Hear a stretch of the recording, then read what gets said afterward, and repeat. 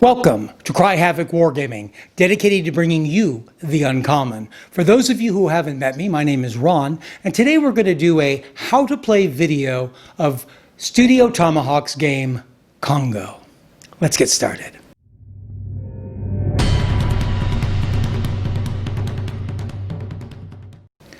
Over the years, I've tried a number of different darkest African skirmish gaming, and one of the newest games out on the market on that genre is by Studio Tomahawk, is the game Congo. Now, this is made by the same people who do Saga and who do Muskets and Tomahawks, and those have been pretty successful games on their own right.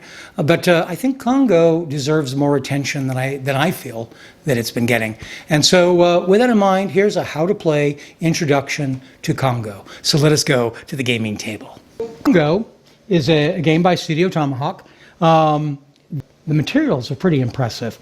The game is not inexpensive. I don't think anything by Studio Tomahawk particularly is, but the quality of this particular game is worth mentioning, and in considering how that offsets the price. The book, for instance, is a hardbound book, very, very glossy and fancy. It's clever what they've done with it.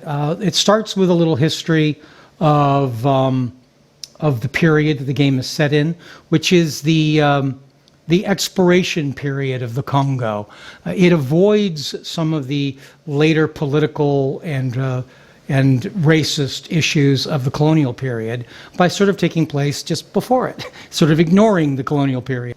Colonialism is happening in Africa at this period, and that's really what the countries that are putting the money behind these explorations are after. But the game isn't about that, it's about the explorations. And it's about bringing to life on the table the narrative of some of those accounts, both fictional and real, from that period. So it begins talking about Dr. Livingston and then Henry Stanley, who goes and finds him.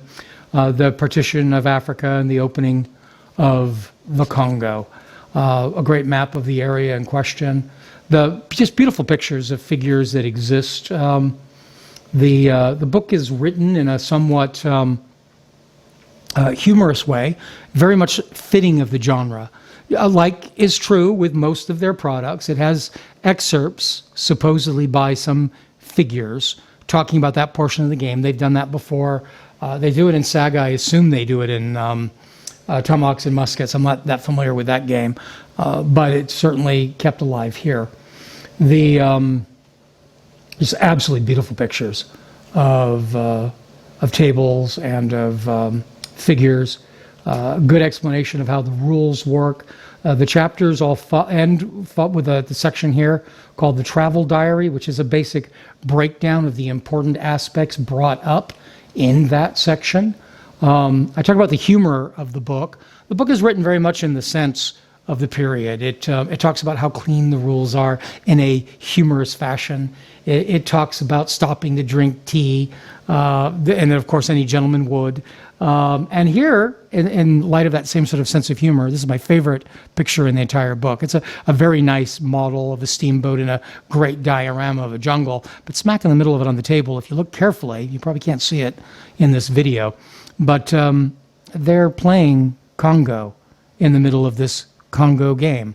I find that humor just very refreshing and great put together book, very good book. Along the lines too, I talking about the financial aspect. The book is a high quality book, but with that book you also get tokens. There's a number of tokens, stress tokens, mostly used in the game. These are cardboard, but they're pretty thick, high quality cardboard that's going to last you for some time. And it comes with the decks of cards that the game uses. The game uses cards. It uses basically two types of cards. It uses these cards with the symbols on the back. These symbols match with the tokens, and these are initiative cards. I don't remember if the game actually calls them that, but these cards are what you use for initiative to activate your groups. Like this card is a 7 on the top. There'll be discs with pictures in them that match, as I was saying, mostly the tokens. This is not a token, but These are the actions of the game. The drum is influence. That's the chance to, in a normal, if it was black, would be a chance to either cause terror to the enemy or to rally. The bow is shoot. So number on top is a way to keep track of the cards, but it also is the initiative. So this card is an initiative 7 card. It is the highest initiative of any of the cards in the deck. So this card would likely go first. The game's played is that you play your card and your opponent plays theirs. So like in this case, the 7 would go before the 2 because 7 is higher than 2. The influence, because this one's red, anytime it's red, you can't take an offensive action. So this card could only be used to rally. You couldn't cause terror. If it was black, it could be terror or rally. But rally would be a chance to get a stress marker off your one of your groups. And this would allow another group to shoot. And I say another group because the way the turn structure works is it breaks into 3 parts. The first part is where you pull your totem cards. We'll talk about totem cards in a second. And you pull these cards. Then there's the action phase. The action phase consists of 3 actions, and that's when you actually play these cards. And then there's an after action phase, which basically is only used to remove panic stress, one type of stress, and possibly for certain game objectives. We'll talk a little bit about that later as well. So on each action phase, when you actually play these cards, a unit can only take 1 action. So you couldn't rally and shoot the same unit. This would affect 2 different units. Or a card like this, which lets 3 units shoot, it would be 3 different units. This card is an exception.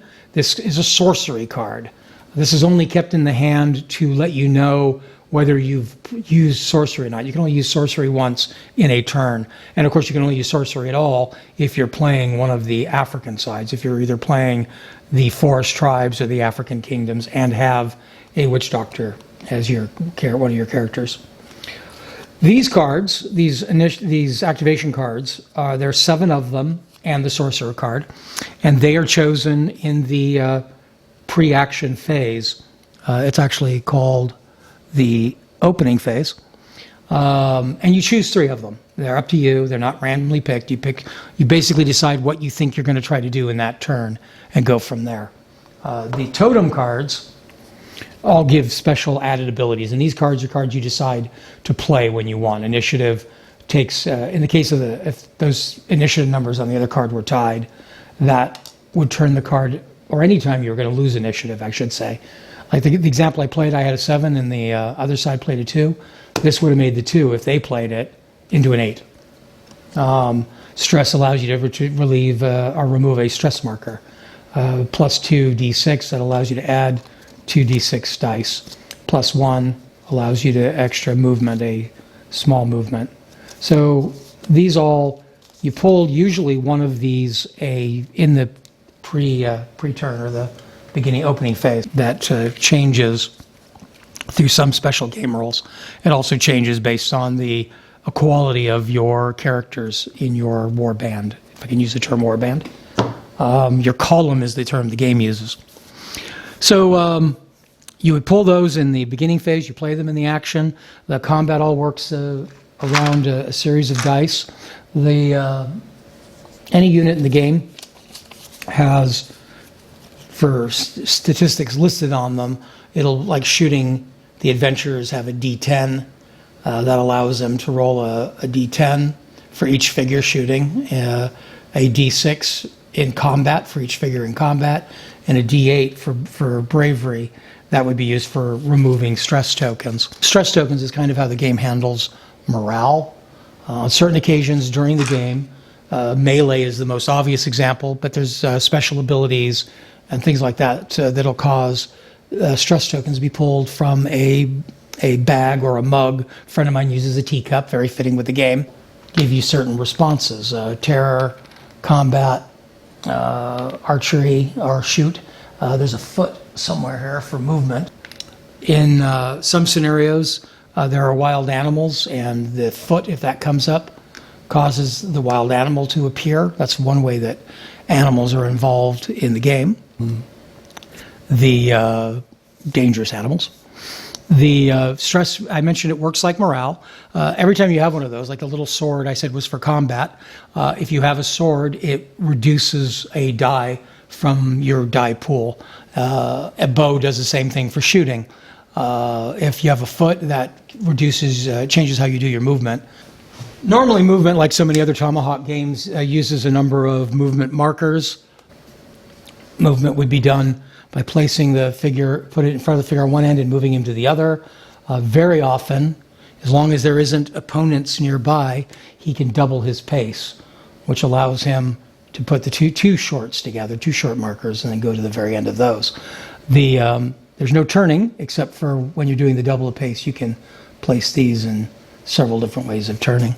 That's the basic movement. These other markers are for range determination for rifles, muskets, jezzails, and bows, or the little pygmy half-bowls and assegai, or spears. So those come with the game as well. They're part of what you get with the original package. So that's a pretty good deal, I think. The combat is done similar to the shoot. Well, shooting is done by rolling the dice that you have under your shoot dice for your character, and then the opponent has a saving throw based on the cover he is in, which is going to be a D6, 8, or 10, depending on the cover and the game you're playing.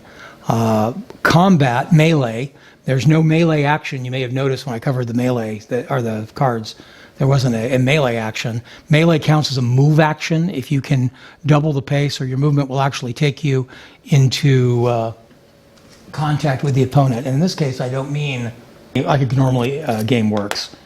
It would have to actually touch or overlap your opponent. It's not like most games where the end of your movement and where your figure placement has to meet.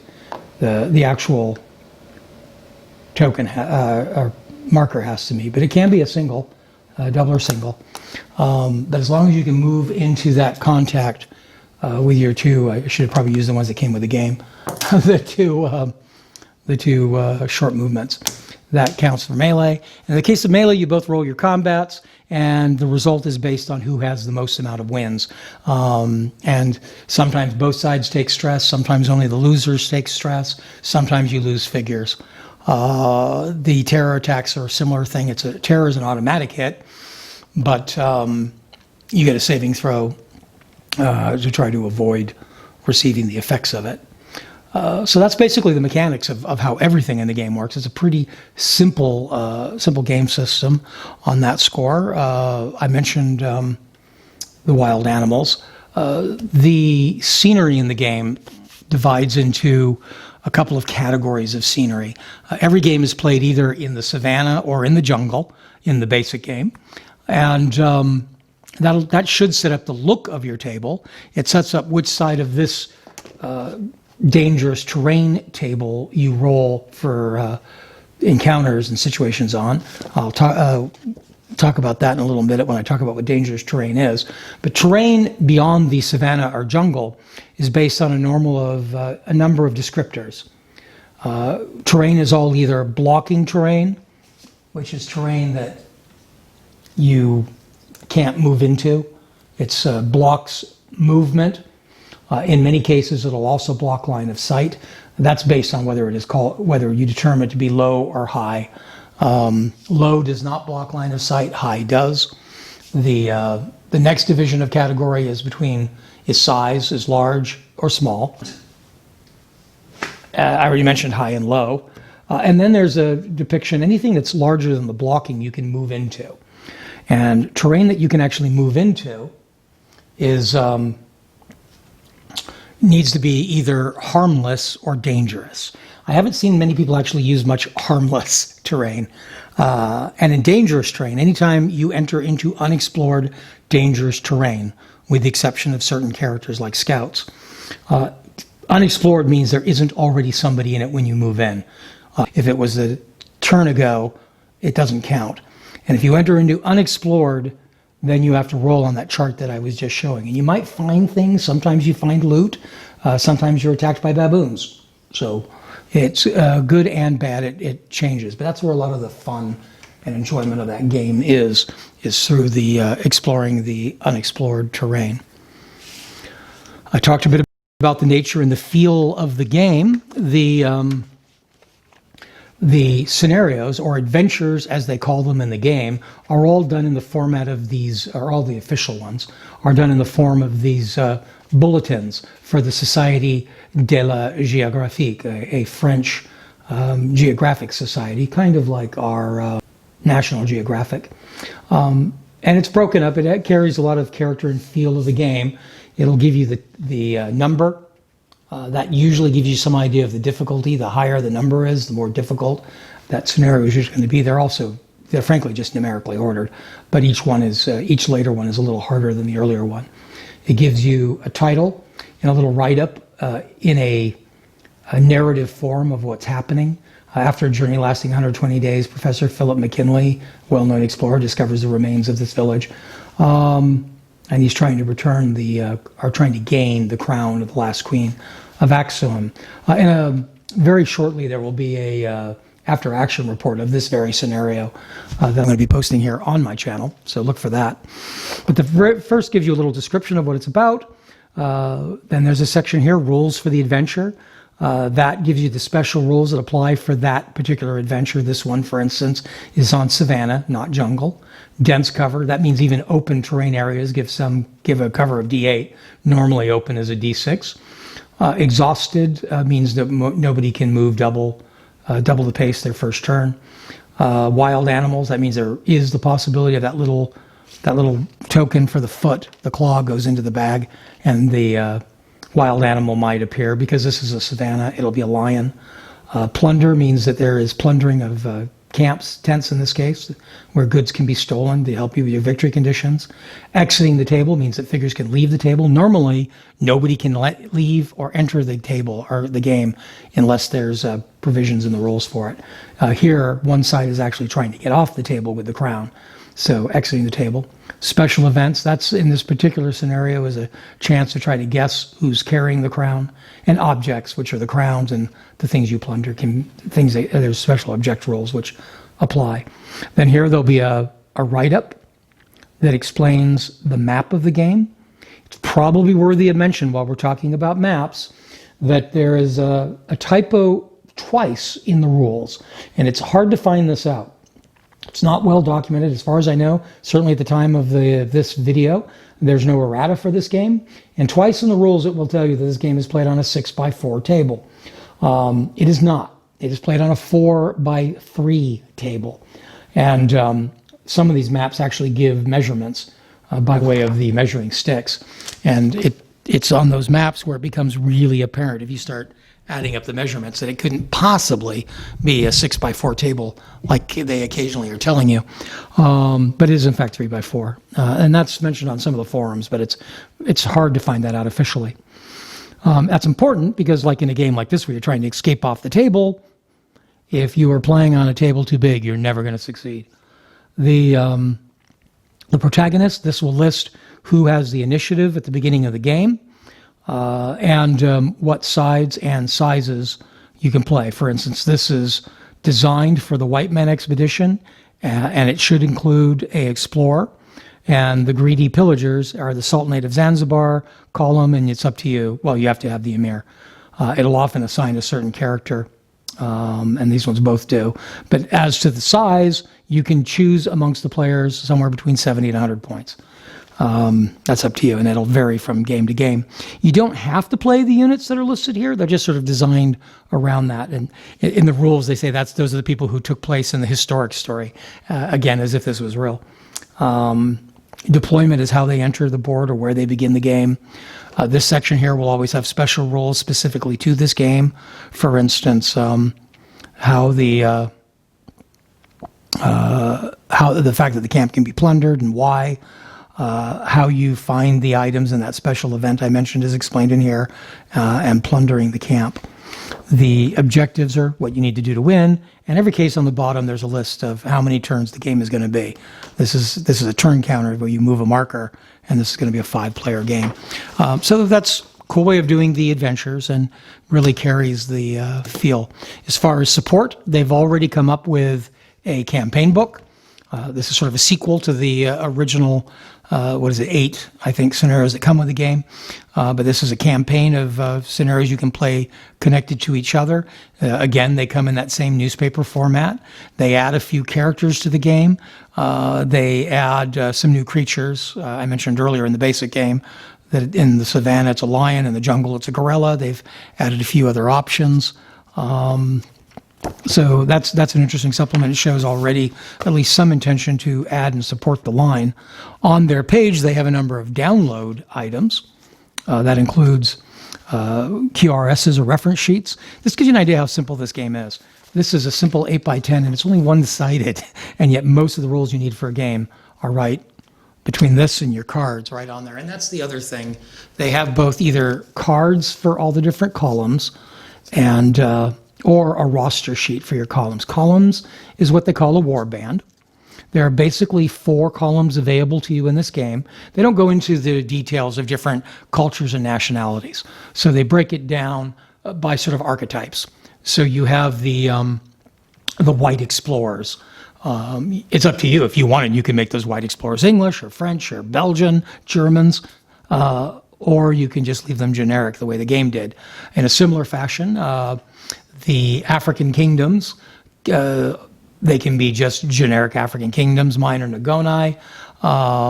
There's a few, that would be Nagoni, Zande, Maasai are great choices for the African kingdoms. Any of those large, more civilized tribes usually found in the savannas and plains areas. There are the forest tribes. That's more the smaller, more primitive tribes that you would expect to find in the depths of the Congo. And then, of course, there's the Sultanate of Zanzibar, who are the Arab slave trainers and are the closest thing to a bad guy in the game. They're not always looking for slaves, but that's sort of a problem with the Sultans of Zanzibar. The game itself is, though there are figures designed, well, not really designed, the game is designed around the figures. It says right in the foreword that this game was inspired by Wargames Foundry's figures, and a lot of the figures shown in these pictures are Wargames Foundry's, but it is a miniatures agnostic game, which I think is brilliant. I am very much in favor of miniature agnostic games, and already a number of the companies that make figures in these lines have supported this game by creating their own beginning sets, starter packs for the different columns. The companies at question, of course, Wargames Foundry, who are the official supporters of the game, but also North Star and Copplestone have starter sets, and sometimes they're just starter sets where you get a 70-point or basically 70-point army ready to go. Just have to assemble and paint them. At least one of the companies does reinforcement packages where you can get some of the extra groups that didn't come with your starter to sort of build up. If you've never played a Darkest Africa game, those are not a bad way to get started. Often these figures are sold in large numbers, more than you need, either too large for what you need for this game or too small. Very often you have to buy packs of 4, and the units in this game are between 3 and 6, but most commonly they're 5. So very often you'll have to buy 2 packs to build 1 unit, and then you end up with a bunch of extra guys. But this game, unlike many of the other Darkest Africa games, uses far fewer figures. So one of the things I like about this game, I've played a number of Darkest Africa games. This is more what I was looking for all along. I think it keeps the feel of narrative better. There's the things that are a few little gamey. If you're moving through terrain, you can't be your whole unit has to be in one train or the other. And that's really just for game mechanics simplification. It doesn't have any realistic reason to exist at all. So on a couple of things like that, the game can be a little gamey, but it also really simplifies the game and gets rid of game arguments and things like that. I don't find it a big distraction. But the game is very narrative in its feel. It feels very much like the historical narratives you read of the period, and it uses very few figures, usually between 30, 40, maybe at most 50 figures for your war bands. So it's not really hard to get started. If you can't find people interested, it's not that hard to build two armies. I have right now, as I mentioned, played Darkest Africa games before. When I first bought this game, I already had pretty much made up 3 European armies, just out of what I already had. I'm building all 4 of the column types, culture types available in the game. And in a few cases, I'm building more than one. In the case of the Europeans, I have an English unit, a German unit, and very soon I'll have a Belgian unit. For my African kingdoms, I have a Nagonai unit, but I'm building a Maasai. So that's not that hard to do, and you can buy both sides to get started and get your friends interested if you need to, or your friends, maybe they'll participate on their own. Maybe they'll see videos like this and that'll intrigue them. I don't know. The game is a lot of fun. I feel like I'm chattering really, really quickly. So let's just wrap this up.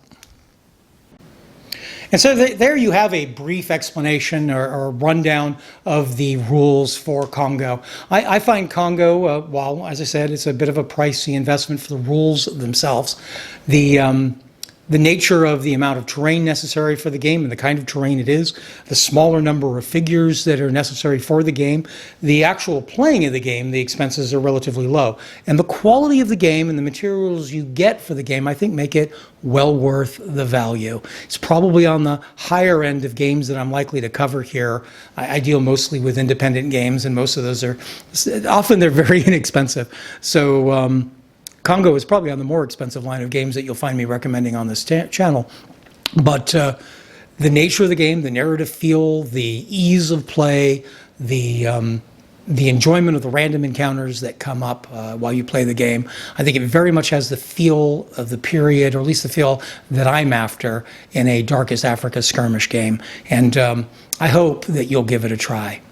If you've tried Congo and have your own opinions you'd like to share with us, please do in the comments down below. Also, we ask if you have any idea for contents you'd like to see us cover here on Cry Havoc Wargaming. I'd like to see you put those in the comments down below, or just say hello. If you've enjoyed this video and have enjoyed or found it useful, please hit like. And if you haven't already done so, please take the time to subscribe to our page. Until next time, cheers.